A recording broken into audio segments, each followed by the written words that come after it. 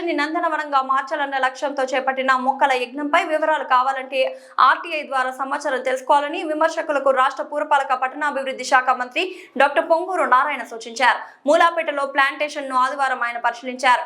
ఏపుగా పెరుగుతున్న చెట్టును మీడియాకు చూపించారు. మండుతున్న ఎండల నుంచి ప్రజలకు ఉపశమనం కలిగించడమే ధ్యేయంగా సాగుతున్న ఈ గ్రీన్ సిటీ ప్రాజెక్ట్ కోసం ప్రభుత్వం నుండి కానీ మున్సిపల్ కార్పొరేషన్ నుండి కానీ ఒక్క పైసా కూడా తీసుకోలేదని స్పష్టం చేశారు. నా స్నేహితులు పూర్వ విద్యార్థుల సహకారంతోనే ఈ భారీ కార్యక్రమాన్ని పూర్తి చేశానన్నారు.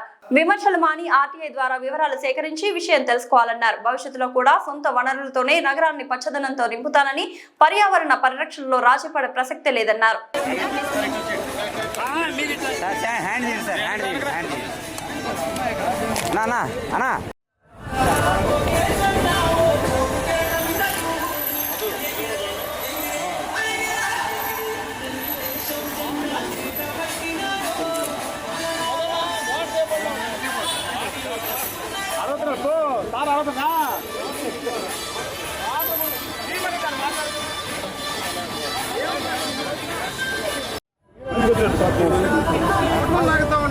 వెనకరమ్మన్న లాగలా